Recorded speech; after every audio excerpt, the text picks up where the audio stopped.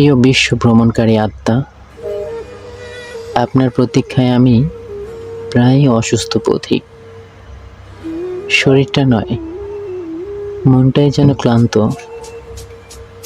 আপনার আগমনের পথ চেয়ে চেয়ে, জানেন, আপনাকে পাওয়ার কোনো অধিকার আমার নেই, তবু একটা চিঠি লিখে ফেলেছি।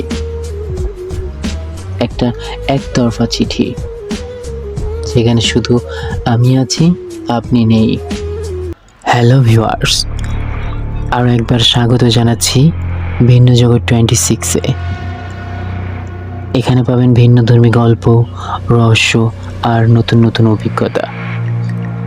ভিডিওটি শেষ পর্যন্ত দেখুন। আর চ্যানেলে যারা নতুন গল্প শুনছেন, সবার কাছে রিকোয়েস্ট, একটা করে সাবস্ক্রাইব করে দিবেন। প্লিজ প্লিজ প্লিজ কেউ সাবস্ক্রাইব করতে ভুলবেন না। তো চলুন আজকের ঘটনাটা পুরোটা শুনে আসি। তবু আপনি ছাড়া এই চিঠির কোনো অস্তিত্ব নেই। আপনি কি আমার হবেন? এই প্রশ্নটা অবান্তর, তাই জিজ্ঞেস করলাম না।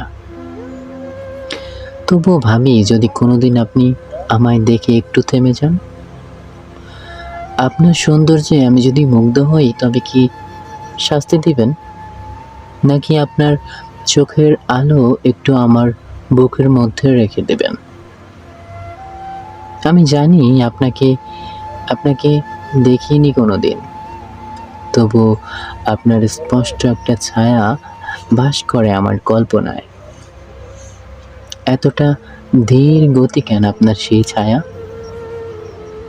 আসেন তো আবার মিলিয়ে যান, একবারও ধরা দেন না। আপনার সাথে সূর্য ডোবা দেখতে বড় ইচ্ছে করে, কিন্তু আপনি তো আকাশের তারা, আমি নিচের ছায়া।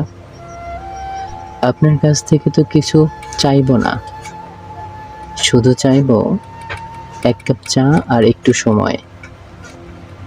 হয়তো আপনি হাত ধরবেন না, তবু পাশে বসে থাকবেন একটুই।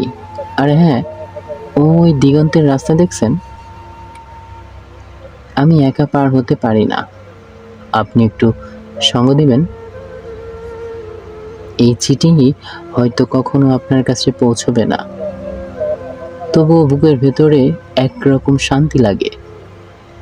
ভাবতে ভালো লাগে, হয়তো আপনি একদিন এই চিঠিটা পড়বেন, একটুখানি হেসে বলবেন, তুমি আমাকে ডেকেছিলে। আপনার অপেক্ষায় একজন চির প্রতীক্ষমান আত্মা।